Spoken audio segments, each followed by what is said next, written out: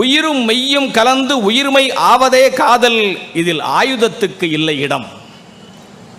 இரண்டு அறிவாள்களை எதிர் எதிரே இணைத்து பாருங்கள், தோன்றும் இதயத்தின் படம். சாதியின் கையில் இருக்கிற பேனா பிரித்து பிரித்து எழுதுகிறது, நீதியின் கையில் இருக்கிற பேனா ஒரு பக்கமாகவே எழுதுகிறது. ஒரு தியாகியின் கையில் இருக்கிற பேனா தேய்ந்து தேய்ந்து எழுதுகிறது, ஒரு விவசாயி கையில் இருக்கிற பேனா காய்ந்து காய்ந்து எழுதுகிறது. ஆணவ படுகொலையால் நடக்கிறது வேட்டை, அந்த இரத்தம்தான் கழுவுகிறதாம் சாதியின் தீட்டை. அறிவாள்கள் தரட்டும் 1000 எலும்பு கூட்டை, ஆனாலும் காதல் தான் சமப்படுத்தும் பள்ளங்கள் மேட்டை. 2 சிம் கார்டு போட்ட செல்போன் தான் கோவலன், 2 சிம் கார்டு போட்ட செல்போன் தான் கோவலன். ஒரு நாள் கண்ணகியை விட்டு அவுட் கோயிங் ஆனவன் மாதவியிடம் இன்கம்மிங் ஆனான். மாதவியின் ஃபேஸ்புக்கிலேயே மயங்கி கிடந்தான், மாதவியின் ரிங்டோனில் கிறங்கி கிடந்தான். மகிழ்ச்சியை எல்லாம் மாதவியிடமே ஷேர் செய்தான், அவள் வீட்டையே பிளே ஸ்டோர் ஆக்கினான். ஒவ்வொரு மாவட்டத்திலும் புத்தக திருவிழா நடக்கிறது. புத்தக திருவிழாவை ஒட்டி 10 நாட்கள் நிகழ்ச்சிகளும் நடக்கின்றன. ஆனால் அந்த 10 நாட்கள் நிகழ்ச்சிகளை எப்படி வடிவமைக்க வேண்டும் என்பதற்கு முன்மாதிரியான புத்தக திருவிழா இந்த திருச்சி புத்தக திருவிழா. பேச்சரங்கத்தை மட்டுமே பிரதானப்படுத்துகிற அந்த புத்தக திருவிழாக்களில் மண்ணின் படைப்பாளிகளுக்கும் இடம் தந்து, மாவட்டத்தின் அறிஞர்களையும் பெருமை தந்து, இசை நடனம் நாட்டியம் என எல்லோருக்கும் இடம் தந்து திசைகளை திரும்பி பார்க்க வைக்கிற திருவிழா திருச்சி புத்தக திருவிழா. இதை அனைத்து மாவட்டங்களும் கடைபிடிக்க வேண்டும் என்பது என் அன்பான வேண்டுகோள். அனைவருக்கும் வணக்கம் சொல்லி என் கவிதையை தொடங்குகிறேன். புத்தக திருவிழாவில் காணாமல் போக வந்தவர்களே வணக்கம். புத்தக திருவிழாவில் காணாமல் போக வந்தவர்களே வணக்கம். புத்தக திருவிழாவில் காணாமல் போவது நல்லதுதான். ஏனெனில் புத்தகங்களில் காணாமல் போனவர்கள்தான் புது புது விஷயங்களை கண்டெடுத்திருக்கிறார்கள். புத்தகம் என்பது ஒரு செவ்வக உலகம். புத்தகம் என்பது ஒரு செவ்வக உலகம். சத்த அகங்களாய் இருக்கும் நம் அகங்களை, சத்த அகங்களாய் இருக்கும் நம் அகங்களை புத்த அகங்களாய் மாற்றுபவை புத்தகங்கள். புத்தகங்கள் வெறும் தாள்கள் அல்ல, அவை சித்தாள்கள். புத்தகங்கள் வெறும் தாள்கள் அல்ல, அவை சித்தாள்கள். நம் வாழ்க்கை எனும் கட்டிடத்தை வலுவாக கட்டிக்கொள்ள சிந்தனையை சுமந்து வரும் சித்தாள்கள். வீட்டில் இருக்கிற ஷெல்ஃபுகளை நிரப்புவதல்ல புத்தகம். வீட்டில் இருக்கிற ஷெல்ஃபுகளை நிரப்புவதல்ல புத்தகம். செல்ஃப் என்னும் சுயத்தை நிரப்புவதுதான் புத்தகம். புத்தகம் படிக்க வெளிச்சம் வேண்டும். புத்தகம் படிக்க வெளிச்சம் வேண்டும். வாழ்வில் வெளிச்சம் வேண்டுமெனில் புத்தகம் வேண்டும். தமிழகத்தில் படிக்க வைத்துக் கொண்டே இருக்கிற ஒரே ஊர் திருச்சி. அதனால்தான் ஊரின் பெயரிலேயே பள்ளி ஒட்டி இருக்கிறது. இது திருச்சிராப்பள்ளி என்பதனால் இங்கே பிள்ளையாரும் இருக்கிறார். உச்சி பிள்ளையாரும் புத்தகங்களும் ஒன்றுதான். உச்சி பிள்ளையாரும் புத்தகங்களும் ஒன்றுதான். இரண்டும் படியின் மூலமாக நம்மை உச்சிக்கு கொண்டு செல்கின்றன. இன்று இந்த மைதானமே மைதானமாக மாறியிருக்கிறது. இன்று இந்த மைதானமே மைதானமாக மாறியிருக்கிறது. எண்ணற்ற எழுதுகோள்கள் தந்த மைதானம் ஏடுகளாக மாறி நிரம்பி இருக்கிறது இந்த மைதானம். எழுத்தாளர்களின் பேனாக்களுக்கு பெருந்திருவிழாவை நடத்துகிற திருச்சி மாவட்ட ஆட்சியருக்கும் புத்தகத் திருவிழா குழுவினருக்கும் எங்கள் தாழ்மை வணக்கம். பேனாவை ஆறாவது விரல் என்பார் கவிக்கோ. பேனாவை ஆறாவது விரல் என்பார் கவிக்கோ. உண்மையில் பேனா எழுத்தாளனின் இரண்டாவது முதுகெலும்பு. குனிந்தாலும் கிடந்தாலும் குன்றென நிமிர்ந்தாலும் பேனாக்கள் வளைவதே இல்லை. ஒரு ஆசிரியருடைய கையில் இருக்கிற பேனா அடித்து அடித்து எழுதும். ஒரு அதிகாரியின் கையில் இருக்கிற பேனா நீட்டி நீட்டி எழுதும். ஒரு அரசியல்வாதியின் கையில் இருக்கிற பேனா சேர்த்து சேர்த்து எழுதும். ஒரு சிற்பியின் கையில் இருக்கிற பேனா செதுக்கி செதுக்கி எழுதும். ஒரு குடிகாரன் கையில் இருக்கிற பேனா பட்டை பட்டையாக எழுதும். ஒரு சாமியாரின் கையில் இருக்கிற பேனா கொட்டை கொட்டையாக எழுதும். ஒரு திருடனின் கையில் இருக்கிற பேனா உடைத்து உடைத்து எழுதும். ஒரு தீவிரவாதியின் கையில் இருக்கிற பேனா குண்டு குண்டாக எழுதும்.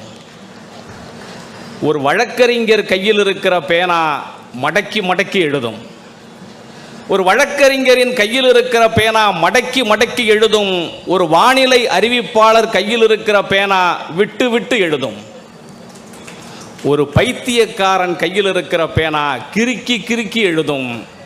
ஒரு சமையல்காரர் கையில் இருக்கிற பேனா நறுக்கி நறுக்கி எழுதும்.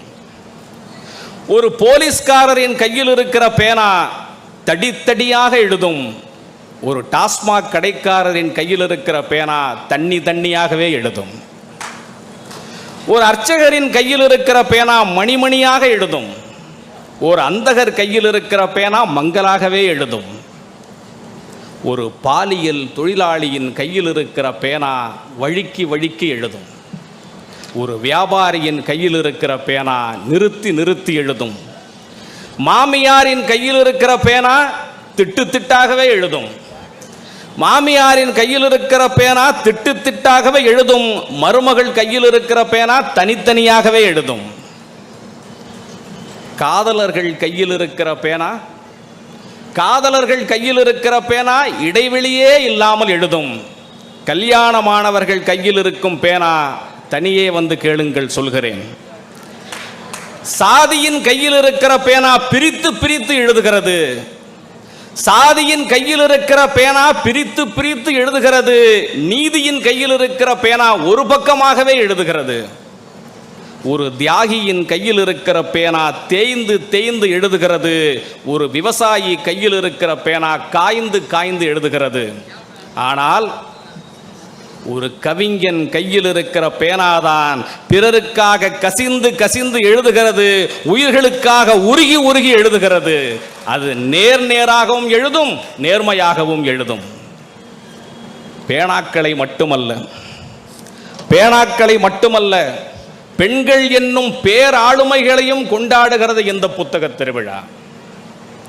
இன்றைய கவிதை பொருளின் கருப்பொருளாகிறாள் ஔவை. இன்றைய கவிதை நாளின் கருப்பொருளாகிறாள் ஔவை. சாதனை நிகழ்த்திய சங்கப்பாட்டி தன் தமிழால் சிற்றரசர்களையே வணங்க வைத்த சிங்கப்பாட்டி. பெண்கள் வாய்மொழியால் பேச முடியாத காலத்தில் தன் தாய்மொழியால் கவிதை பாடி தலைமை தாங்கியவள் ஔவை. கவிஞர்களுக்குள் சண்டை வந்தால் அரசர்களாலும் நிறுத்த முடியாது.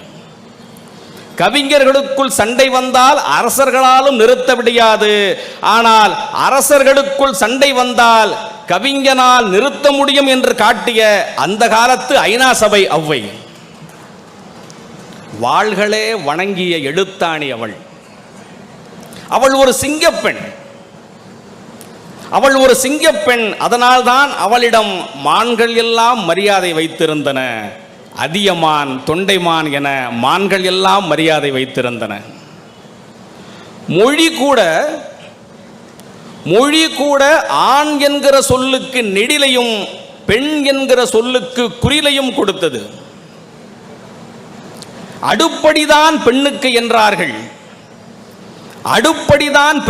என்றார்கள்.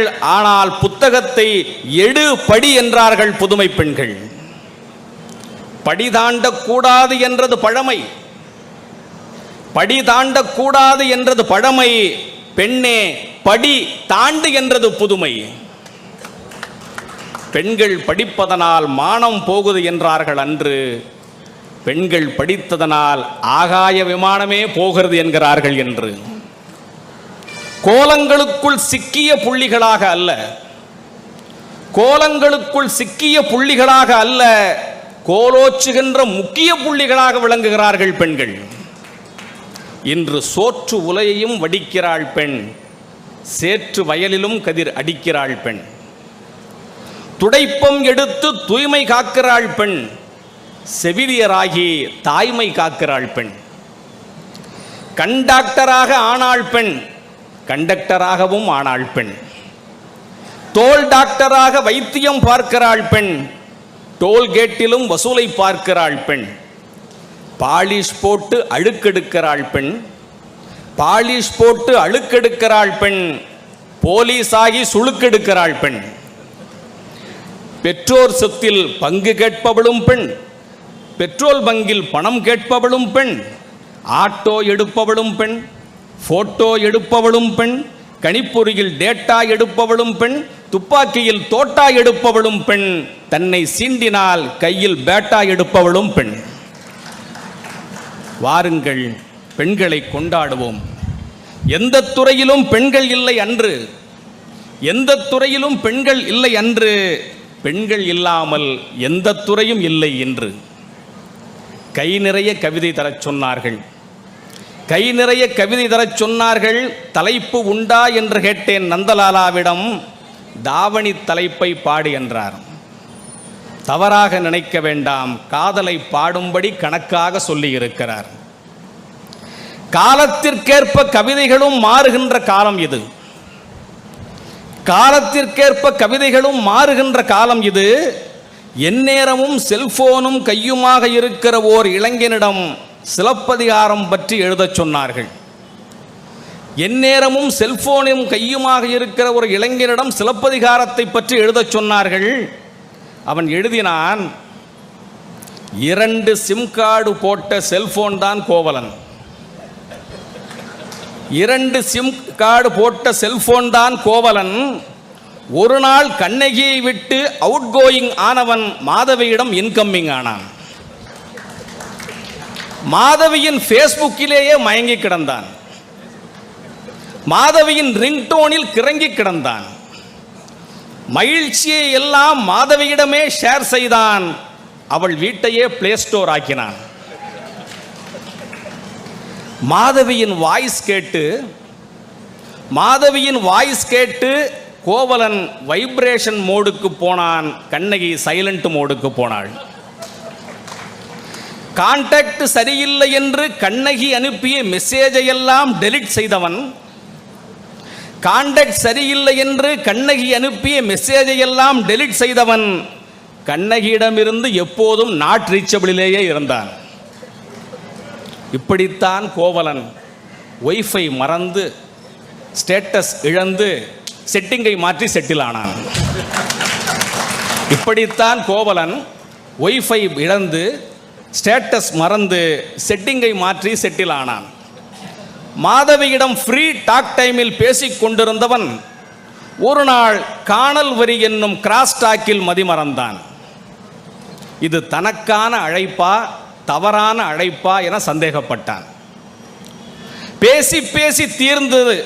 மாதவியிடம் பேலன்ஸ் இல்லை என்று அறிந்ததும் பழுதான சிம் கார்டை கழற்றி எறிந்துவிட்டு மீண்டும் பழைய நெட்வொர்க்குக்கே திரும்பினான் கோவலன். இப்படி எழுதியிருந்தான் அவன். அவனிடத்திலே கேட்டேன், தம்பி இது சிலப்பதிகாரமா சிம் கார்டு அதிகாரமா தெரியவில்லை என்று. ஐஸ்கிரீமில் நீ பாதி நான் பாதி என்கிறார்கள், இளநீரில் நீ பாதி நான் பாதி என்கிறார்கள், இருக்கையில் நீ பாதி நான் பாதி என்கிறார்கள், கல்யாணம் என்றால் நீ அந்த சாதி நான் இந்த சாதி என்கிறார்கள். சில காதல் கூரைப்பட்டு எடுத்து தருகின்றன, சில காதல்கள் கூரைப்பட்டு எடுத்து தருகின்றன, சில காதல் கூரையில் பட்டு எரித்து விடுகின்றன. சில காதல்கள் கழுத்தை சுற்றி முடிச்சு போடுகின்றன, சில காதல் கழுத்தை வெட்டி முடிச்சு போடுகின்றன. சில காதலர்கள் ரயிலில் ஏறுகிறார்கள், சில காதலர்கள் மீது ரயில்கள் ஏறுகின்றன. சமுதாயத்தை இரண்டாக்க வந்த இரண்டெழுத்துதான் சாதி. சமுதாயத்தை இரண்டாக்க வந்த இரண்டெழுத்துதான் சாதி. காதல் மல்லிகையோடு வருகிற போது சாதி கொள்ளிகையோடு வருகிறது. ஓருயிர் ஈருடல் என்கிறது காதல், வெட்டு ஒன்று துண்டு ரெண்டு என்கிறது ஜாதி. ஆணவ படுகொலையால் நடக்கிறது வேட்டை, அந்த இரத்தம்தான் கழுவுகிறதாம் சாதியின் தீட்டை. அறிவாள்கள் தரட்டும் 1000 எலும்பு கூட்டை, ஆனாலும் காதல் தான் சமப்படுத்தும் பள்ளங்கள் மேட்டை. உயிரும் மெய்யும் கலந்து உயிர்மை ஆவதே காதல்.